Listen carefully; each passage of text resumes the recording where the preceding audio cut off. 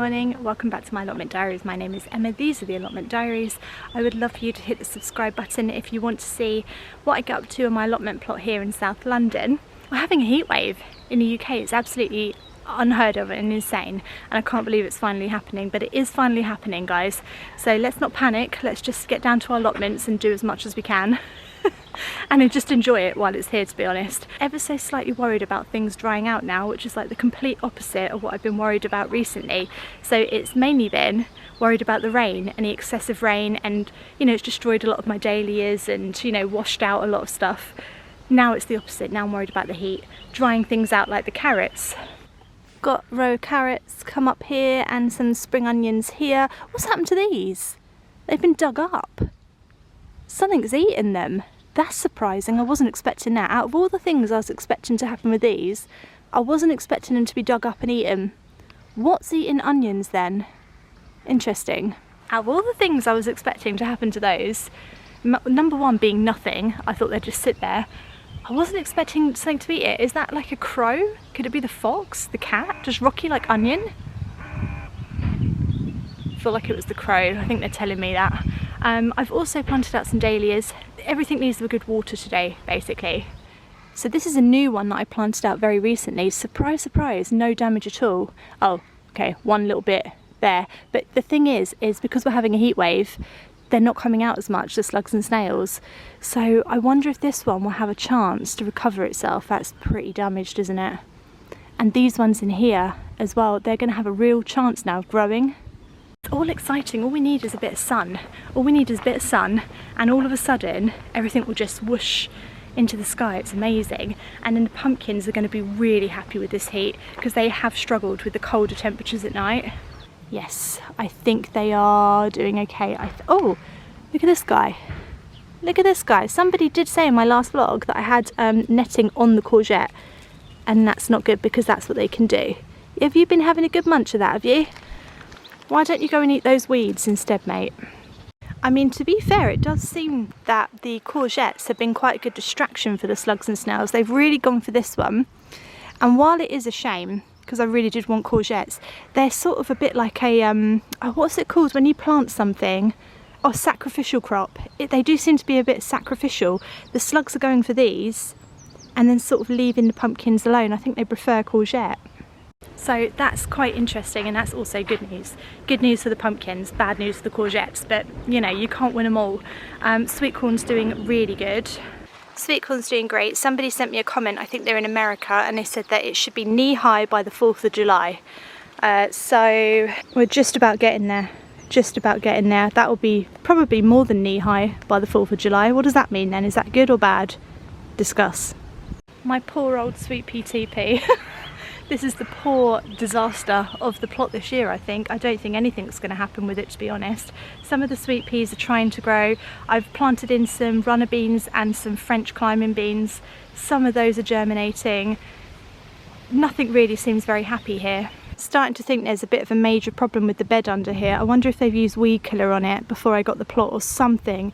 Something's not happy, something's not right in the soil here. Maybe it needs more goodness, more manure, more something. I mean, something's not working. I do have some of the beans starting to grow. This is excellent news.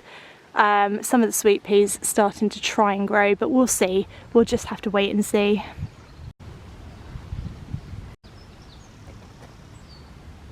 Oh, surprise. Can't believe that. This is the new flower bed I planted in. I think this is like the 5th time this year I've tried to grow flowers here. I've got cosmos and sunflowers. Believe it or not, they're all alive. Genuinely surprised to find that all the cosmos and also the little row of sunflowers at the back are all still actually here. I think it just goes to show a lot to do with growing things successfully. It's about timing and just timing it right. So I knew there would be a heat wave this week, so I planted them out at the end of last week, and actually, because of the heat wave, it stopped slugs and snails. It's now going to give them a chance to get going. The heat's going to help them. It's all about timing, isn't it? But if you don't get that heat at the beginning of the year, it's just really difficult, isn't it? It's just so hard. Oh, I'm pleased with that. Oh, this little rhubarb's not doing very well. I moved him last time. Oh dear, he's having a right old sulk. Look at him. But this bit in the middle, this is still upright and he still looks quite sprightly. So I think he will come back to life, but he's not happy at all that I've moved him. This is why you don't move crops during active growing season, but you know, I had to help the carrots, didn't I?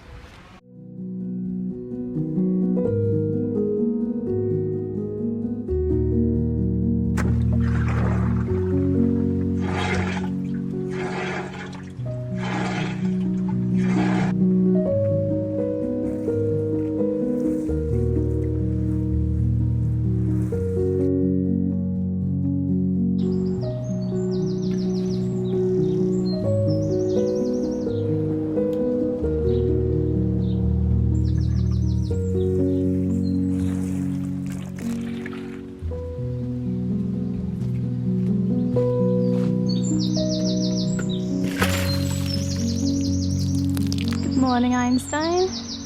You're looking for some food.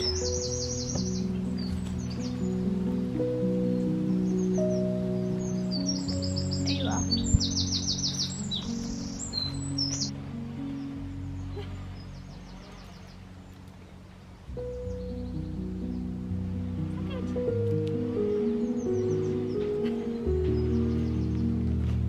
Oh, look who's back again. Look who's back again. Hello. Hello, Rocky. Rocky? Where are you? There you are. Where are you? Where are you? Hey, where are you? All come to see me today? I wondered why Einstein was making that clicking noise again. Whenever he makes the noise, it means Rocky's about. It means you're about. Yeah. He gets a bit scared of you. Yeah, yeah. Rocky, don't go in there, unless you're going to eat the spider in there. I doubt it though. Rocky, everyone wants to know where you've been. Rocky. Rocky, where have you been? Where have you been, Rocky? Everyone's really wondering where you've been. Oh, he's found the mealworms. He's after the mealworms, guys. Oh dear. Oh, Rocky. Come on then. Come on.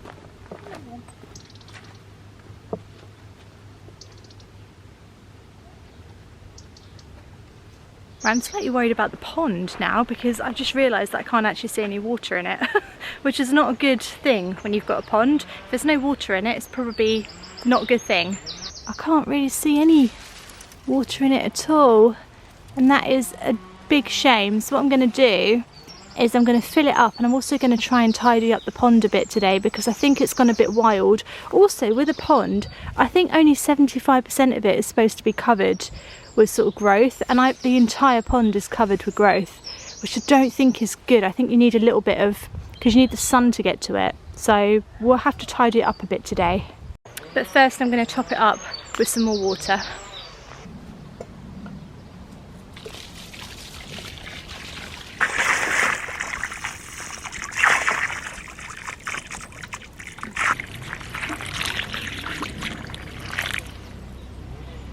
Right, so I've topped it up with water now, so it's nice and full. It's obviously like, the problem with having a small pond is that it does dry out very, very quickly in this weather. So I'm going to use my waterproof gloves from COOLJOB. There's a discount code below. I just want to prove how waterproof they are. So firstly, they feel super soft. They're like gardening gloves and they're quite thick, so you can just use them in the garden. And like you can see, they're super flexible. They're not big and bulky. They're completely waterproof. It's insane. So let me prove it to you by doing this. Even that side. Yeah. Totally and completely waterproof. But super soft, and they're just the best waterproof gloves that I've ever found, and I use these for doing my pond all the time because they are absolutely fantastic. So discount code below as always, but these are the only waterproof gloves that I trust and love to use. There you go. Right, okay, let's right. You see, when I say sort out the pond very confidently, I'm not entirely sure what I'm doing. I think what I'm going to do is pull out a lot of the pondweed first, and then just sort of try and clear it so that some sun, you can see the sun sort of getting to it, but I want a bit more of the water exposed to the sun because I think it's making the water brown and horrible because it's not getting enough sun. I think that's right. Anyway, haven't quite grasped the concept of a pond and how to look after it properly, but I am trying to learn as I go. So we'll see. good thing about the waterproof gloves is I can literally get my hand in and just pull things out that shouldn't be in here. Okay, there's a lot that shouldn't be in here. Let's get all this pondweed out. So when you take anything out of a pond, just put it on the side, because there's often really small creatures in it that need to get back into the water or they'll die. So don't compost it straight away, just put it on the side. That's something I always do automatically now. There's quite a lot of pondweed in here. I'm wondering if that's making the water go a yucky colour. Also, there's probably not enough oxygenating plants in here. That's why the water's gone really dark, murky and brown, which I don't like. Come on, son. This is an oxygenating plant, this one. Don't know what it is, but it's an oxygenating one. That's why it's in there. But it's not oxygenating. Why are you not oxygenating? Could you please just oxygenate my pond? Thank you. Do your job, mate. Yeah, it's very murky and brown in there. I really do think it's because we've had a lack of sun. I really think the sun is one of the most important things for a pond, because the pond needs the sun to clear the water, and it's just not had it. So hopefully now it will get a little bit more of it.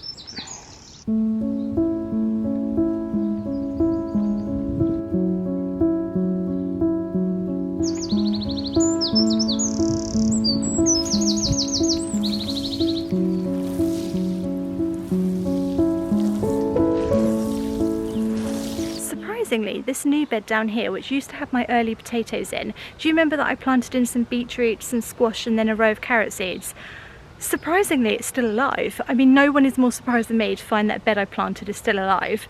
I'm still looking around now and thinking, oh my goodness, how did I grow all this? Like, I always expect everything to die, but actually it's doing all right. Unfortunately, you're going to see my shadow in here because it's so sunny, but we've lost one of the squashes or whatever they are. Courgettes, I think. We've lost one, but the other ones seem to be all right. They've got some yellow leaves, but they're okay. The beetroot all seems to be doing quite well, and actually, lo and behold, there are a few carrot seeds that are starting to germinate, and I cannot actually believe that. I can't get my head around it.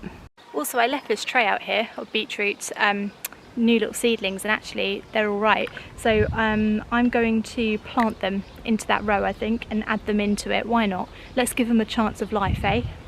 Yeah, there's just a little bit of space here where I guess a couple of them have actually died in the heat. They were probably too small. Someone said I can plant the whole cluster out, so that's what I'm going to do. I think as beetroot grows... Oh, there's some carrot seeds there though, that's annoying. Didn't sow those very well. I never do. It's so annoying. Apparently beetroot has this amazing ability to kind of push each other out the way as it starts to swell and grow. So, with that in mind, we should be able to just plant the entire little cube of sweet corn out. Beetroot out even, not sweet corn. I don't think sweet corn can. And it will just butt each other out the way as it starts to grow. Apparently that's the same with radish as well. They can just move themselves out the way as they start to grow. They're not silly plants. They know how to compete with each other. You know, if there's one thing plants are, it's ruthless. Don't be fooled. There we go.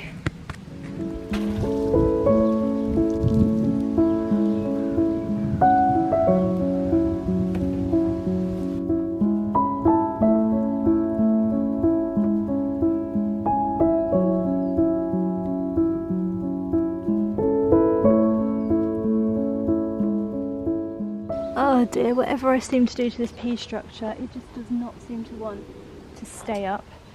So what I'm going to do is tie it to the fence, I think. Like that. It does seem to help a little bit. Alright, good, cool. Okay, hopefully it just stays standing just a little bit longer. And then I will build a better one. I will build a better one. I'm just wondering if some of these peas are actually ready to harvest yet. And I don't know if they are. I have no idea. I think the best way to know if you can harvest them or not is to pick one, open it up and have a look. Really, that's the best thing that you can do. Usually the answer is just put it in your mouth, you know. You'd be surprised of how many times the answer to something is put it in your mouth. You'd also be surprised of how many times the answer is most definitely do not put it in your mouth, you know. can go both ways really. Right, this is my tester pea, so let's open it and have a look. You've just got to pick it and have a look. Oh, I'm getting all purple juice all over my hands. Is that normal? I've never grown these peas before. Is that normal? Does that stain? Does that come off? Yeah, it comes off. Okay, it's fine. Oh, okay. They look like this. So they're probably a little bit too small at the moment. I'd like them to get a bit bigger than that. And I think the way to know is that the pods will be a bit juicier. They'll be a bit thicker. But they're looking good. They're looking good. They're green. I thought they'd be purple. I thought they'd be purple. What's the point of the pod being purple if the peas are going to be green? Answer me that, nature. Oh, they are, absolutely. Does anybody actually manage to take their peas home and cook with them, or do you just eat them on the allotment? Because seriously, I'm just going to eat all the peas. I know I am. None of these are going to make it home. I'm just going to snack on them. Absolutely delicious. Not ready yet, but absolutely delicious. So sweet, so crunchy, so delicious. There's no way they're going to come home with me. There is no way. Right, a little bit longer for you. Please stay standing, please.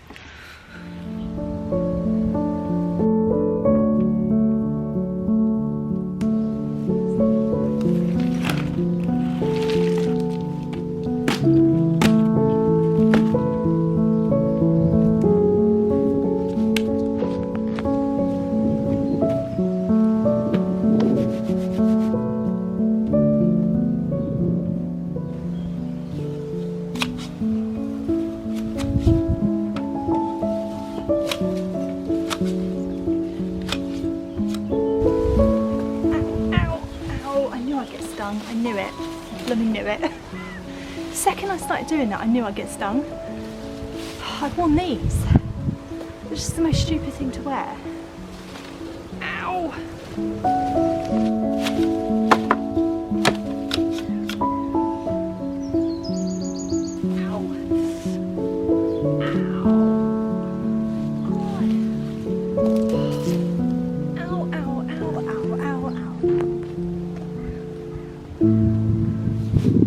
Right, if you haven't guessed, we're going to make a stinging nettle plant feed.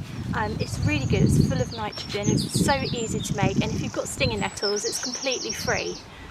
Such an incredible plant, stinging nettles. You can make nettle tea, you can eat them, you can have them in soup, they're great for pollinators. Stinging nettles are honestly amazing. So if you've got room at your allotment plot, just for like a little patch of it, just to let it grow, I would say let it grow. All that I cut down, that will grow back again this year. So it just keeps growing, it's amazing.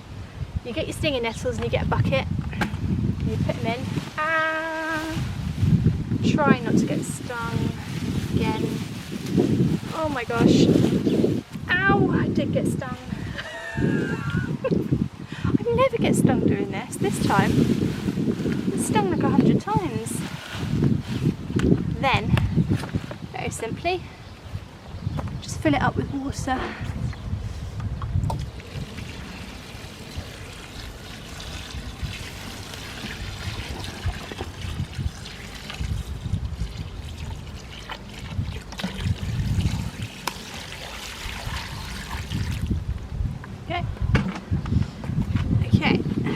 So what you do is you cover it over with something, just like a slab of wood or something, put it somewhere out the way, because it absolutely stinks. There's a word of warning, absolutely reeks. Leave it for about 3 weeks, 3.5 weeks, and then you use it the same way that you would like tomato feed. You dilute it.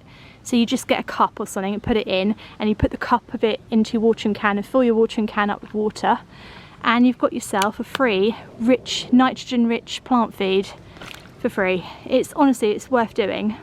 I do this every single year as soon as the stinging nettles start to grow, and I've got another bucket, so I'll probably do another load in about 3 weeks, so that I've always got some on the go to feed my plants. But honestly, it's fantastic, it's free, it's full of nitrogen. Give it a go. It's a good little thing to do this week. So if you're not sure what to do at your allotment plot, try making your own plant feed. There you go. Full of ideas.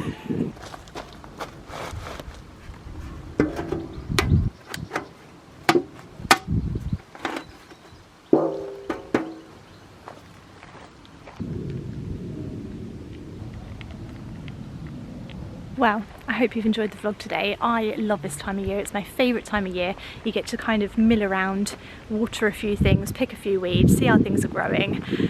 It's just what allotment dreams are made of, really, and it's just a reward for all the hard work that you've done over the autumn winter, unless your plot's been eaten to death.